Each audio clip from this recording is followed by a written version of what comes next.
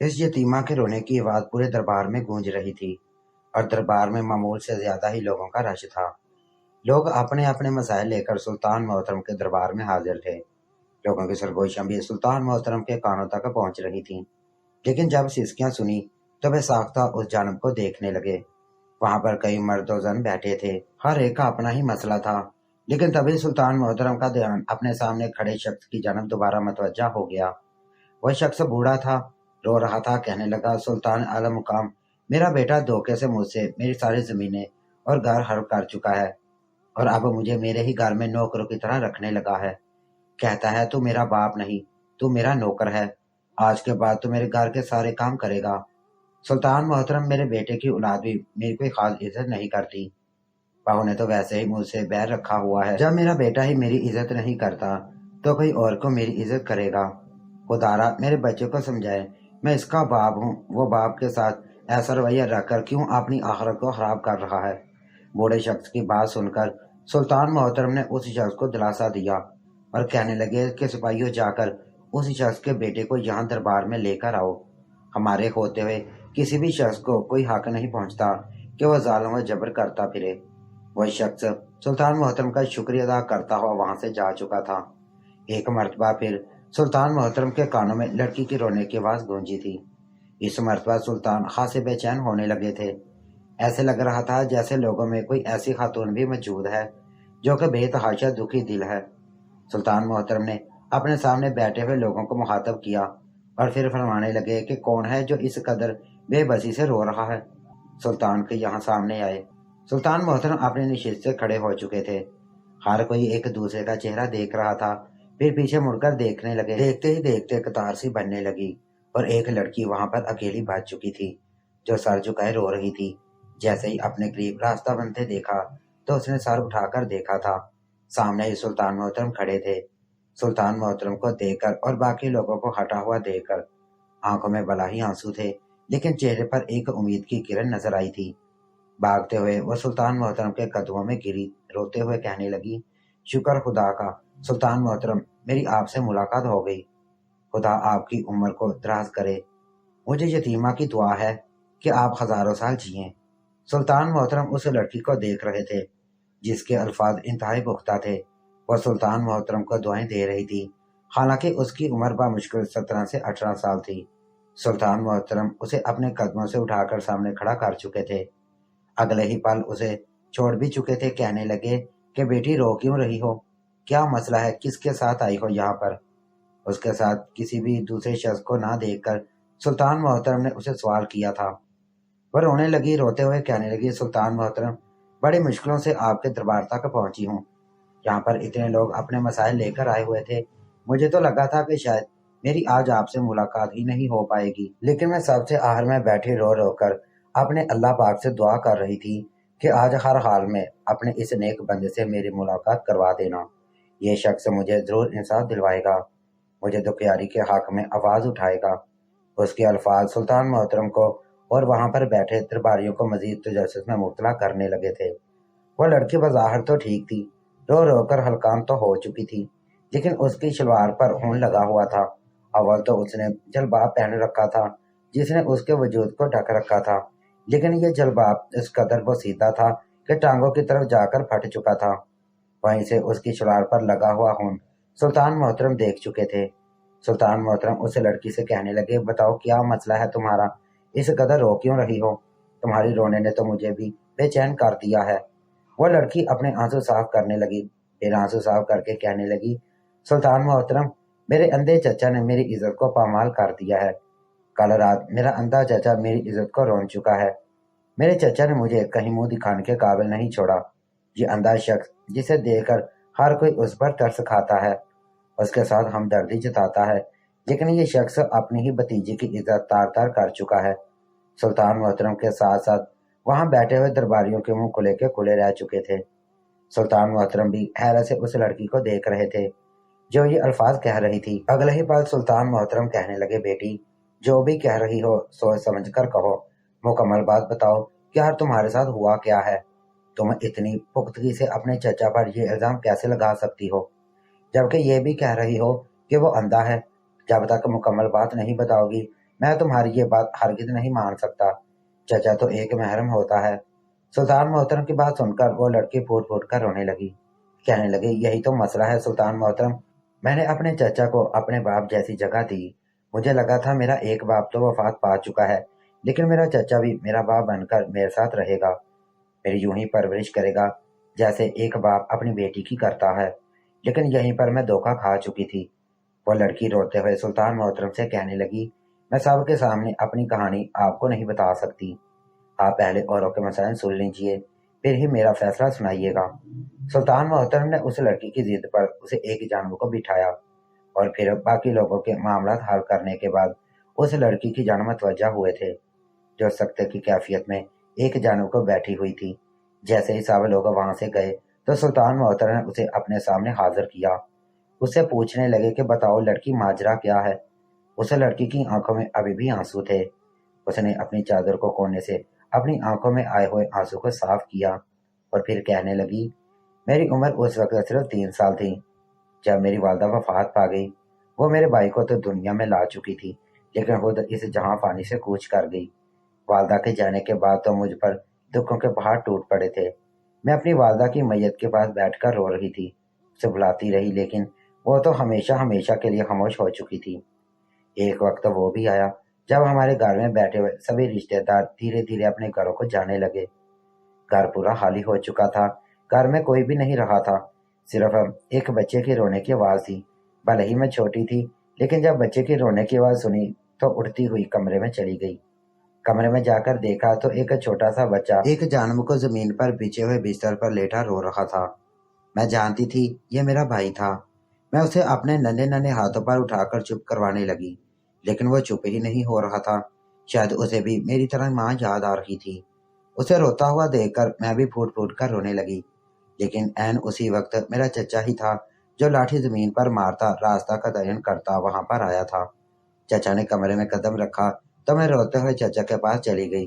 कहने लगी, चचा देखो तो, मेरा भाई बहुत रो रहा है, शायद उसे माँ याद आ रही है। अम्मा क्यों छोड़कर चली गई हमें।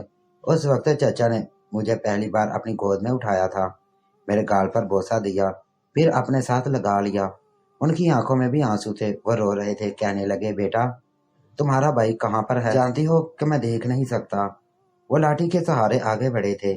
जब मैंने एक जगह पहुंचकर उन्हें जमीन पर बिठाया और अपना भाई उनके हाथों में दिया, मेरे भाई को अपने हाथों में लेकर वो ज़ारों कतार रोने लगे थे। कहने लगे, बेटा तुम्हारी किस्मत कि तुम इस दुनिया में आए और तुम्हारी माँ चल बसी। खुदा अब तुम्हारे बाप को हिदायत दे जो वो तुम दोनों बहन भाइयों को पाल पोस सके। मेरा वाल तो अयाश किस्म का था, हर वक्त नशे में ही रहता था। जब पैसे खत्म हो जाते तो कोई कारोबार कर लेता, कोई काम मजदूरी करके 2 पैसे कमा के ले आते। फिर जैसे वो पैसे आ जाते तो उनसे एक मर्तबा फिर अपना पेट भरने के लिए इस्तेमाल करने लगते। ना ही उन्हें मेरी माँ की फिक्र थी और ना ही मेरी। 3 दिन बाद वो घर लौटे थे। मैं एक जानम को फर्श पर बैठी थी। चचा नवाले बनाकर मुझे खिला रहे थे और मेरा भाई वहीं फर्श पर बिस्तर पर सो रहा था। अब्बा घर आए तो मेरी माँ को आवाज देने लगा। वो शुरू से ही ऐसे थे कि जाल खाना अंदाज में मेरी माँ को बुलाकर कहने लगे कि मेरे लिए खाना लेकर आ। मेरे चचा को भी वो बहुत बुरा भला कहते थे। चचा को धत्कार कर कहने लगे, अंधे तुम यहाँ पर क्या कर रहे हो, चल उठ यहाँ से, जाकर अपनी झोंपड़ी में बैठो।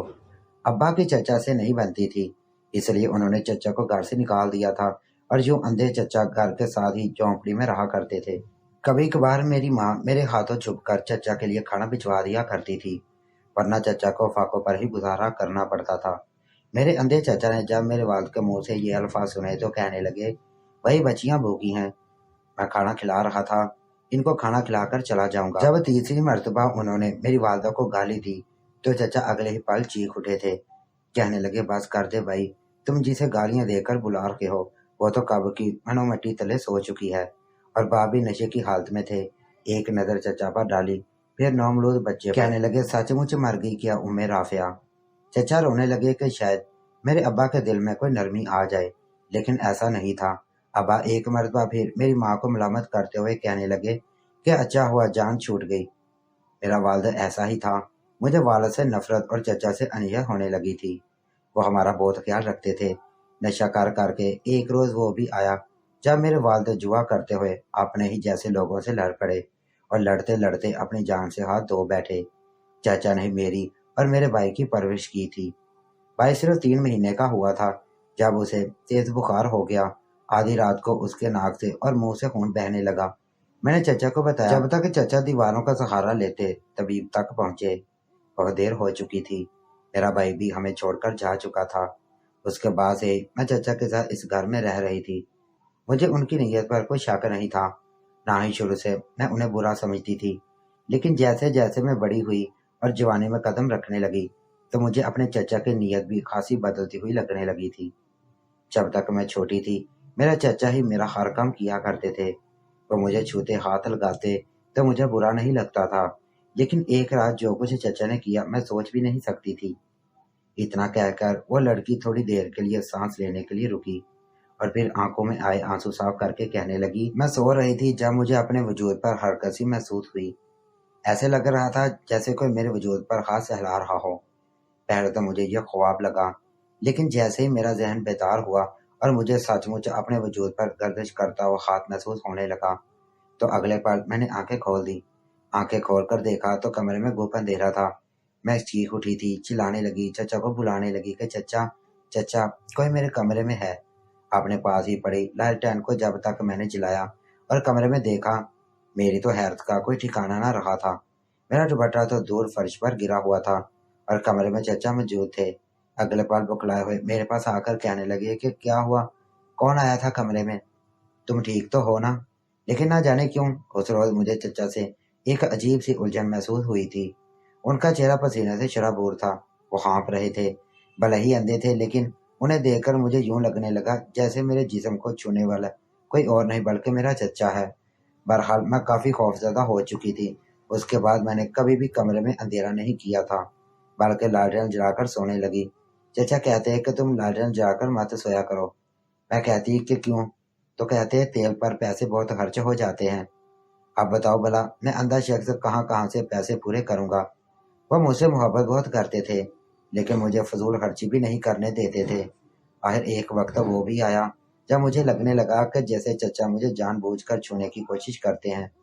پہلے تو وہ لاٹھی کے سہارے اچھے بڑے چل لیا کرتے تھے۔ ہر ایک چیز کا ان کو علم ہوتا تھا کہ کون سی چیز کہاں پڑی ہے، لیکن اب جہاں میں بیٹھی ہوتی تھی میرے اوپر گر جاتے، کبھی یوں ٹھوکر کھا کر آتے کہ میرے وجود کو اپنے ہاتھوں میں جکڑ لیتے۔ مجھے یہ باتیں اور چیزیں بے چین کرنے لگی تھی۔ چچا کی نیت میں مجھے کھوٹ لگنے لگی تھی۔ غسل کر کے آؤں اور اپنے بال کھول کر بناؤں تو چچا مجھے یوں گور دیا گویا وہ اندھے نہ ہوں بلکہ مجھے دیکھ سکتے ہیں۔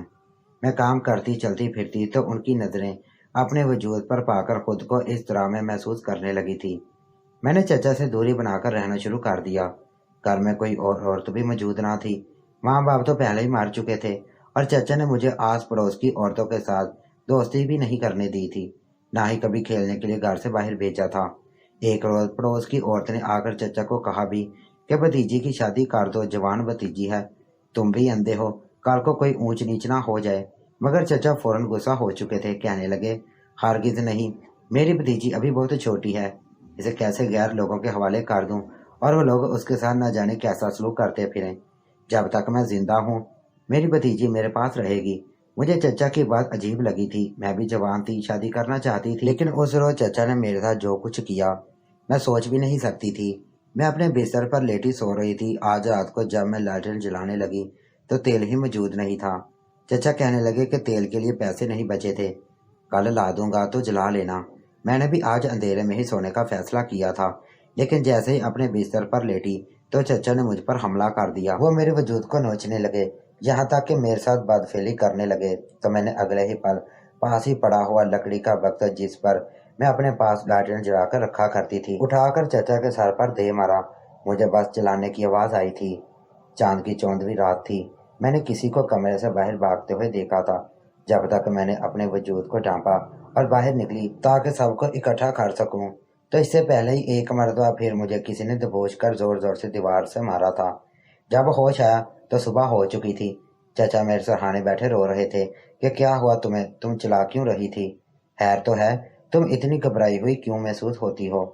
وہ اپنے ہاتھ میرے چہرے پر، میرے وجود پر لگا رہے تھے۔ شکل سے تو وہ بکھلائے ہوئے تھے لیکن میں ان کے ارادے بھانپ چکی تھی۔ جب میں نے ان کے چہرے پر غور کیا تو میرے وجود کو دھچکا سا لگا، کیونکہ ان کے سر پر زخم تھا، وہی زخم جو میں نے کل رات اپنے ساتھ بدفعلی کرنے والے کو باری بگ سے اٹھا کر مارنے سے دیا تھا۔ بگ سے لگنے سے وہ شخص میرے اوپر سے ہٹا تھا، لیکن شاید اس کا خون میری شلوار پر لگ چکا تھا۔ میں نے چچا کا دور جھٹکا اور پھر بھاگ کر آپ کی بارگاہ میں آ گئی سلطان محترم۔ اتنا کہہ کر وہ لڑکی پھوٹ پھوٹ کر رونے لگی تھی کہ جس چچا کو میں نے اپنے باپ جیسا سمجھا تھا، وہی چچا میری عزت رونے کے لیے اس حد تک گر گیا۔ اسے ذرا شرم نہ آئی۔ سلطان محترم اس لڑکی کی ساری باتیں بغور سن چکے تھے۔ اس لڑکی کی شلوار پر خون بھی لگا تھا۔ پھر اس سے کہنے لگے کہ کیا واقعی تمہیں یقین ہے کہ وہ تمہارا چچا ہی تھا؟ کیونکہ ہو سکتا ہے وہ کوئی اور ہو۔ لیکن وہ لڑکی کہنے لگی کہ نہیں، اگر کوئی اور ہوتا تو چچا کے ماتھے پر زخم کیوں تھا؟ اتنا کہہ کر وہ لڑکی منہ چھپائے رو رہی تھی۔ وہاں پر بیٹھے ہوئے مشیر، وزیر، درباری سبھی سلطان محترم کا چہرہ دیکھ رہے تھے۔ کیا ہر سلطان محترم اب کیا فیصلہ کرتے ہیں؟ سلطان محترم نے اس لڑکی کو اپنے پاس بلایا اور اس کے سر پر ہاتھ رکھ کر کہنے لگے، فکر مت کرو، میں جو بھی فیصلہ کروں گا تمہارے حق میں بہتر ہوگا۔ اتنا کہنے کے بعد سلطان محترم نے سپاہیوں کو حکم دیا کہ جا کر اس لڑکی کے چچا کو یہاں پر بلا کر لایا جائے۔ سلطان محترم نے اس یتیم لڑکی کو محل میں رکھنے کا حکم دیا، کیونکہ وہ لڑکی اکیلی تھی، اس لیے اسے فی الحال واپس بھیجنا مناسب بات نہیں تھی۔ کافی وقت بیت چکا تھا لیکن ابھی تک سپاہی واپس نہیں آئے تھے، یہاں تک کہ شام ہو چکی تھی، ابھی تک اس لڑکی کا فیصلہ نہیں سنایا گیا تھا۔ جب مغرب کا وقت ہو گیا تو اس لڑکی کے چچا کو لینے والے سپاہی واپس آئے تھے۔ ان کی حالت کافی خراب تھی۔ سلطان محترم نے ان کو خالی ہاتھ دیکھا تو ماتھے پر تشویش سے بل پڑ گئے۔ وہ دونوں سپاہی ہانپتے ہوئے سلطان محترم کے پاس آئے اور کہنے لگے، سلطان محترم، ہم نے جیسے اس لڑکی کے چچا کے گھر پر دستک دی تو اس نے ہم سے سوال کیا۔ ہم نے جب بتایا کہ سپاہی ہیں، سلطان محترم نے آپ کو بلایا ہے، اس کے بعد بالکل خاموشی چھا گئی۔ ہمیں شک ہوا، ہم دروازے پر دستک دینے لگے، یہاں تک کہ دروازوں سے پھلانگ کر گھر میں داخل ہوئے۔ جب جا کر دیکھا تو بوڑھا شخص اپنے گھر کی چھت سے پھلانگ کر بھاگ چکا تھا۔ ہم نے اسے ڈھونڈنے کی بہت کوشش کی لیکن صبح سے شام ہو گئی، وہ ہمیں کہیں نہ ملا۔ وہ لڑکی تو مزید ہی پریشان ہو چکی تھی۔ سلطان محترم سے کہنے لگی، دیکھا سلطان محترم، میں نے کہا تھا نا میرا چچا سچ مجھے گناہ گار ہے، تبھی تو وہ آپ کے ڈر سے بھاگ چکا ہے۔ سلطان محترم جلال میں آ چکے تھے۔ کہیں نہ کہیں انہیں لگ رہا تھا کہ یقیناً اس لڑکی کے چچا نے ہی گناہ کیا ہوگا، گناہ کرنے والا کوئی اور ہی ہوگا۔ لیکن جب سپاہیوں کی یہ بات سنی تو ان کو سچ مچ یقین ہو چکا تھا کہ وہی چچا اصل گنہگار ہے۔ سلطان محترم نے اپنے سپاہیوں کو بڑے ہی سخت لہجے میں خبردار کیا تھا کہ جب تک وہ گناہ گار شخص یہاں محل میں میرے سامنے حاضر نہیں ہوتا، محل میں واپس آنے کی ہرگز ضرورت نہیں ہے۔ اگلی مرتبہ جب تم لوگ مجھے اپنے چہرے دکھاؤ، وہ گناہ گار شخص اپنے ساتھ لے کر آنا۔ سپاہی بھی خوفزدہ ہو چکے تھے، مختلف علاقوں میں پھیل گئے، ہر ایک سے پوچھ گچھ کرنے لگے۔ 2 دن یوں ہی بیت چکے تھے۔ 2 دن بعد جو خبر سامنے آئی، سلطان محترم کا ذہن ایک پل کو اس لڑکی کے معاملے سے ہٹ چکا تھا۔ سلطنت میں ایک شخص نے 3 لوگوں کا قتل کر دیا تھا۔ سلطان محترم کی سلطنت میں ہر کس میں اتنی جرت ہو گئی تھی کہ وہ قتل کر دے۔ سلطان محترم طیش میں آ چکے تھے۔ سپاہی ان کے سامنے کھڑے بوکھلائے ہوئے انداز میں جو کچھ بتا رہا تھا، سلطان محترم کے چہرے پر جلال مزید بڑھتا چلا جا رہا تھا۔ جس نے قتل کیے تھے وہ شخص بھی پکڑا جا چکا تھا، اسے کڑیوں سے باندھ کر دربار میں لایا جا رہا تھا۔ سلطان محترم وہیں پر موجود تھے، چہرے پر شدید غصہ تھا۔ سبھی درباری سلطان محترم کے چہرے پر اتنا غصہ دیکھ کر پریشان ہو چکے تھے۔ آج سے پہلے سلطان محترم کو اس قدر غصے میں دیکھا نہیں گیا تھا۔ وہ شخص سر جھکائے وہاں پر موجود تھا۔ ایک بڑا کپڑا اس شخص کے چہرے پر ڈالا گیا تھا۔ سپاہیوں نے جیسے اس شخص کے چہرے سے کپڑا ہٹایا اور اس کا چہرہ اوپر کیا گیا تو یہ بات واضح ہو چکی تھی کہ وہ شخص تو اندھا تھا، زخموں سے چور تھا۔ سلطان محترم نے آگے بڑھ کر اس سے سوال کیا کہ تم نے یہ قتل کیوں کیا؟ اس اندھے شخص نے سر کو بلند کیا، گویا وہ سمت کا تعین کر رہا تھا کہ سلطان محترم موجود کہاں ہیں۔ پھر اس سمت کو دیکھ کر کہنے لگا، غیرت کے نام پر پورا دربار یوں تھا جیسے شام سو چکا ہو۔ سلطان محترم نے پھر سے سوال کیا کہ ان 3 لوگوں نے تمہارے ساتھ کیا کیا جو تم اندھے ہونے کے باوجود ان کا قتل کر بیٹھے؟ اس اندھے شخص نے ایک گہری سانس خارج کی، پھر کہنے لگا، سلطان محترم، میرا ایک بھائی تھا جو نشئی تھا، جوئے بازی اور ہر گندا کام کرنا اس کا فعل تھا۔ ایک وقت ایسا بھی آیا جب جوئے میں اس نے اپنی بیوی کو داؤ پر لگا دیا، لیکن عین اسی وقت جب وہ گھر آیا तो उसकी बीवी वफात पा चुकी थी। एक बच्चे को जन्म देते देते वह इस दुनिया से चली गई। जब उसके वो दोस्त जिनसे वो जुआ हारा था उनको खबर मिली तो वो कहने लगे, हम हर हाल में तुमसे कीमत वसूल करेंगे, या तो तुम रकम दो या फिर अपनी बेटी हमारे हवाले कर दो। मेरा भाई उनसे ये वादा कर चुका था कि जैसे ही बेटी बाल हुई तो तुम लोगों को सौंप दूंगा। सुल्तान मोहतरम, मुझे इन सब बातों की खबर नहीं थी, लेकिन जैसे ही मेरी भतीजी जवान हुई, मेरा भाई तो मर चुका था, लेकिन वो लोग भूखे भेड़ियों की तरह मेरे घर के चक्कर काटने लगे। सारी सारी रात मैं जाकर अपने घर के पहरे देता, खुदा से मदद की तलब करता, दुआ करता कि यहाँ तो मेरी बसीरत लुटा दे या फिर मेरी कुव्वत समात इतनी बढ़ा दे कि मैं किसी भी कमीने शख्स को अपनी भतीजी पर हमला न करने दूं। मैं कितने ही रोज से अपनी भतीजी की रखवाली कर रहा था, लेकिन एक रोज मेरी तबीयत इतनी खराब हुई कि मैं सो गया। उसी वक्त वहां पर एक शख्स दाखिल हो गया। भतीजी की चीखें सुनकर मैं अंदर गया, उस शख्स को मारकर वहां से भगा दिया, लेकिन हाँफते हुए ठोकर खाकर मैं अपनी भतीजी पर गिर गया। मैं जानता हूँ मेरी भतीजी मुझ पर इल्जाम लगा चुकी है। जब आपके सिपाही मेरे पास आए ताकि मुझे पकड़कर ले जा सकें, तो मुझे ही लगा था कि बगैर सबूतों के और बगैर गवाहों के मुझे फांसी पर लटका दिया जाएगा, लेकिन मैं उन लोगों को सबक सिखाना चाहता था, इसलिए मैं चार से भाग गया और फिर इन तीनों को ढूंढकर अपने इन हाथों से कत्ल कर दिया ताकि मैं फांसी पर लटक भी जाऊं तो वो तीनों घटिया लोग मेरी भतीजी को परेशान न कर सकें। उस शख्स की भतीजी भी वहीं पर आ चुकी थी। चचा के मुंह से सच्चाई सुनकर सर झुकाकर खड़ी थी। हकीकत क्या थी और वो क्या समझ रही थी, सुल्तान मोहतरम भी खामोश हो चुके थे। भले ही उसने कत्ल किया था, लेकिन अपनी इज्जत की हिफाजत करने के तहत किया था। इन तीनों के बारे में पहले भी बहुत सी शिकायत मौसूल हो चुकी थी। सुल्तान मोहतरम ने एक नज़र उस लड़की की जानब देखा जो रोती हुई आकर अपने चचा के कदम चूमने लगी थी, हाथ जोड़कर माफी मांगने लगी थी कि मुझे माफ कर दीजिए, मैंने आप पर शक किया। चचा भतीजी पर दस्त शौकत रखकर कहने लगा, बेटी तुम तो मुझे मेरी जान से भी ज्यादा अजीज हो। अब मुझे फांसी हो जाए, लेकिन मैं जानता हूँ सुल्तान मोहतरम तुम्हारे साथ कुछ गलत नहीं होने देंगे। हर कोई देख रहा था कि सुल्तान मोहतरम क्या फैसला सुनाते हैं, लेकिन सुल्तान मोहतरम उठे और उसी शख्स के कंधे को थपथपाते। बेशक वो अंधा था, लेकिन फिर भी ईमान की रोशनी उसमें कई लोगों से ज्यादा थी। सुल्तान मोहतरम ने उस शख्स को बाइज्जत बरी कर दिया और वो लड़की भी अपनी चचा के साथ जा चुकी थी। चंद ही रोज बाद उस लड़की की शादी करके उसे रुखसत कर दिया गया और अंधे शख्स को माहाना वजीफा सुल्तान मोहतरम की जानब से दिया जाने लगा। बाज दफा हकीकत वो नहीं होती जो हमें दिखाई देती है। कुछ लोग बगैर आंखों के भी हकीकत देख लेते हैं और कुछ लोग आंखें होते हुए भी अंधे ही रहते हैं।